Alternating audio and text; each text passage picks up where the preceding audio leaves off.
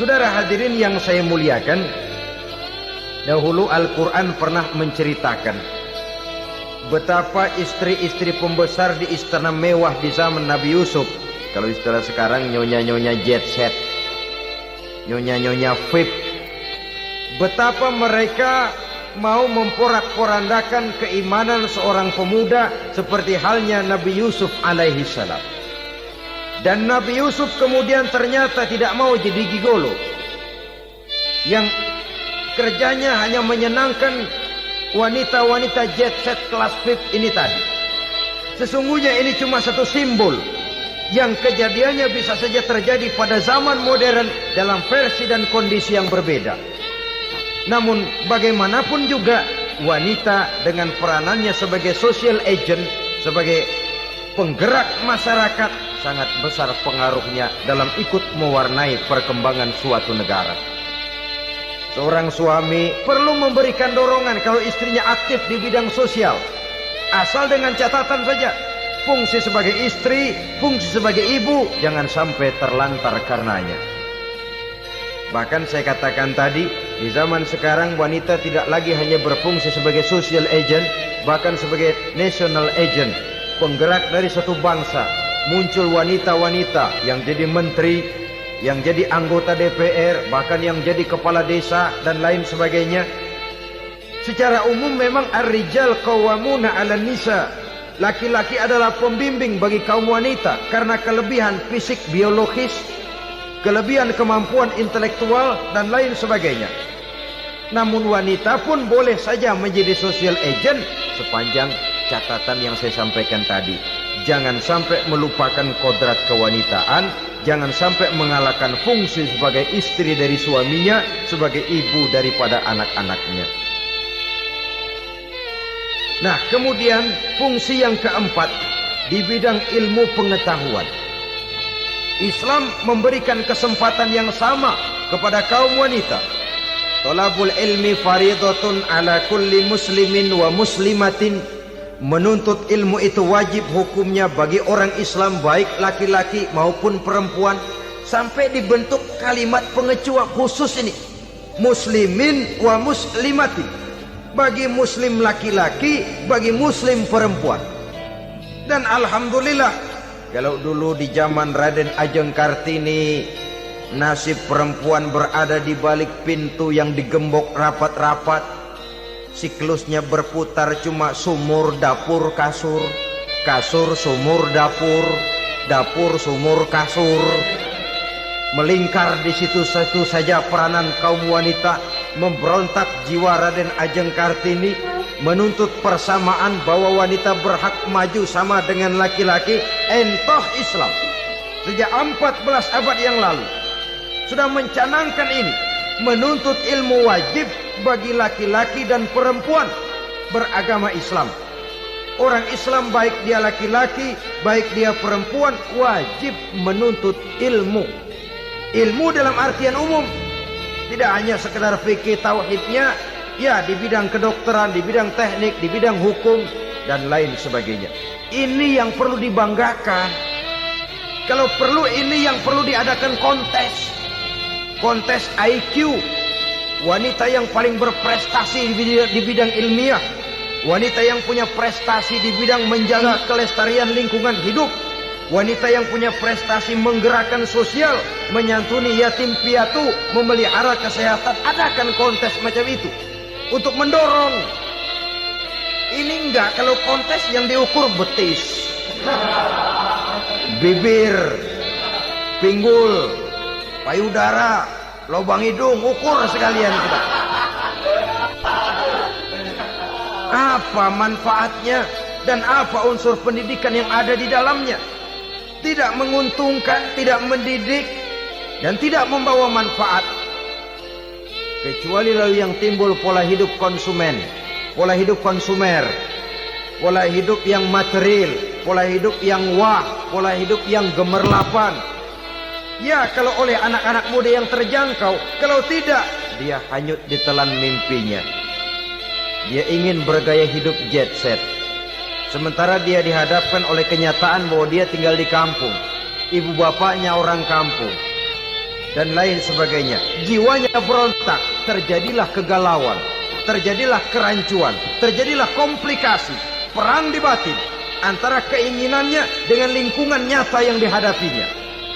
Dan kalau sudah ada gejala semacam itu, penyakit-penyakit kejiwaan akan mudah muncul. Ini gejala terutama buat orang-orang yang tinggal di daerah transisi. Kota besar bukan, kampung banget juga enggak. Daerah cekak. Akibatnya gayanya ya sering gaya enggak karu-karuan. Gaya kepalang tanggung jadinya. Saudara hadirin yang saya muliakan, akhirnya apa? Santri tapi lagunya kayak koboi. Koboi tapi sesungguhnya santri. Saudara hadirin yang saya hormati, maka di bidang ilmu pengetahuan wanita mempunyai peranan yang sangat besar. Dia bisa tampil dengan karya-karya ilmiahnya yang membawa manfaat bagi perkembangan agama, bangsa dan negaranya. Majulah kaum wanita dengan ilmu pengetahuan, tuntutlah ilmu seluas-luasnya. Kita hidup di satu negara yang merdeka, kita beragama yang memberikan satu keyakinan bahwa menuntut ilmu merupakan kewajiban, bahwa peranan wanita tidak hanya di belakang dapur dan sebagainya, yang seluruhnya terpantul dari dinamika kehidupan kaum wanita. Saudara-saudara kaum muslimin rahimakumullah. Kemudian yang kelima, peranan wanita dalam bidang agama. Kita bersyukur sekarang ini gejalanya dimanapun pengajian, biasanya lebih ramai pengajian ibu-ibu dari bapak-bapak. Peringatan hari-hari besar keagamaan, biasanya lebih ramai ibu-ibu daripada bapak-bapak. Pengajian ibu lebih ramai. Padahal kalau bicara sibuk, lebih sibuk ibu daripada bapak misalnya. Kalau sudah pengajian bapak-bapak, biasanya pengajiannya ramai cuma 3 giliran itu. Pembukaan, maulid, penutupan. Kalau sudah yang rutin pengajian tiap minggu, 3 pojok yang ngaji. Yang atu nguap, yang atu pules, yang atu ngiler.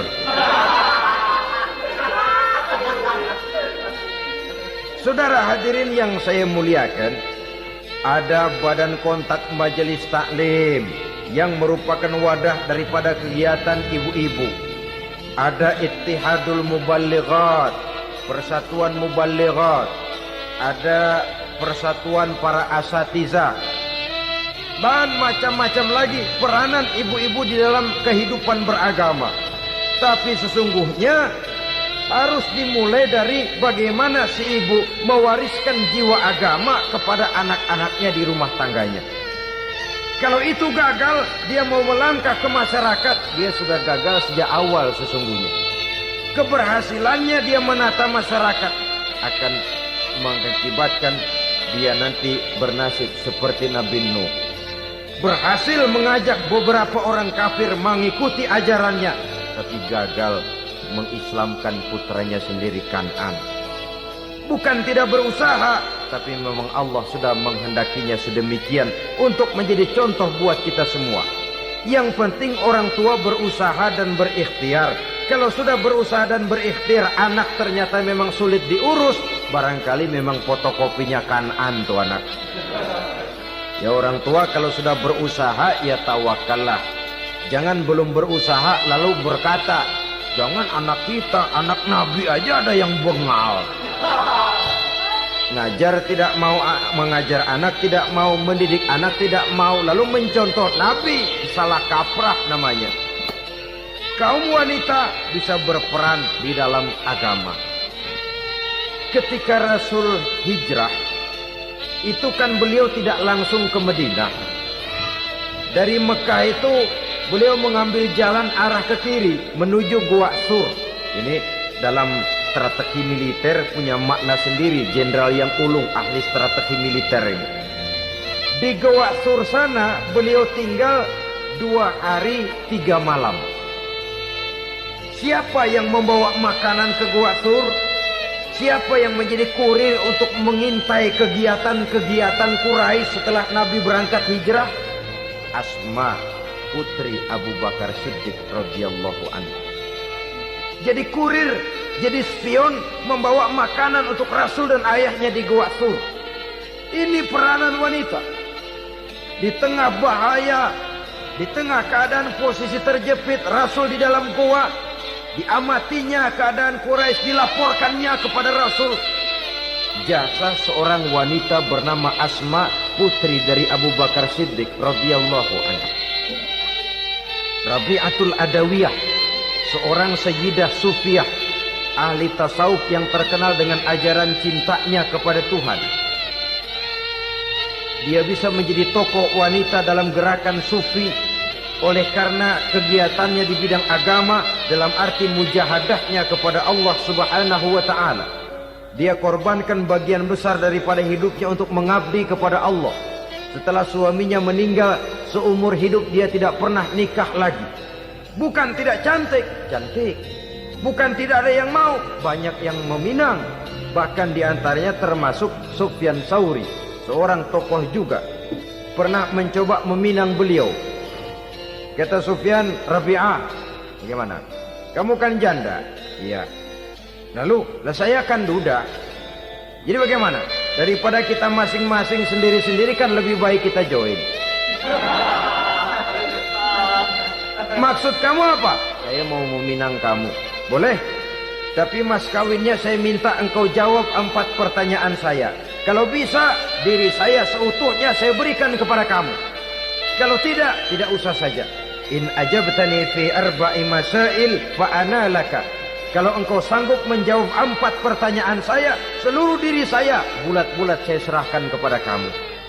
Yang pertama, Sufyan, semua orang kan bakalan mati. Iya. Ya soal mati sih sama, mati. Cuma hakikat mati kan lain-lain. Ada yang matinya itu husnul khatimah, mati baik di akhirnya. Lagi ngaji, mati. Lagi baca Quran, mati. Lagi sholat, mati. Lagi dengar ceramah, mati. Lagi sodako, mati. Itu mati-mati yang su'ul khatimah. Ada yang mati itu mati yang husnul khatimah, maksud saya. Ada mati itu yang disebut su'ul khatimah, jelek di penghujungnya. Lagi nyekek botol, mampus. Lagi banting kartu, plak, plak, habis. Lagi makan riba, mati. Lagi zina, mati. Lagi nipu, mati. Kira-kira kalau saya nanti mati, su'ul khatimah apa husnul khatimah? Nah, saya nggak tahu, kamu mati saja belum.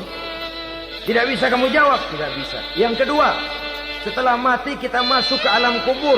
Di kubur kita akan dapat nikmat kubur atau azab kubur. Hari itu kira-kira saya dapat nikmat apa dapat azab? Saya tidak tahu. Di padang mahsyar setelah ditimbang kita dapat kitab di tangan kanan kalau baik, di tangan kiri atau dari belakang kalau jahat. Hari itu saya dapat kitab di tangan kiri apa tangan kanan? Saya nggak tahu. Yang keempat, orang akan lewat di atas sirat. Yang selamat sampai surga, yang celaka sampai ke neraka. Kira-kira saya yang selamat apa yang celaka? Wah, kata Sofyan, gua nggak tahu, udah butak dah lempengan itu deh. Kalau kau tidak tahu, Sofyan, tidak bisa jawab 4 pertanyaan ini, maaf saja, lamaranmu saya tolak dan saya tidak akan nikah. Ini yang saya khawatir. Maka dia terkenal sebagai Sayyidah Sufiyah, tokoh wanita dalam dunia sufi. Dan artinya wanita bisa berperan banyak dalam bidang agama.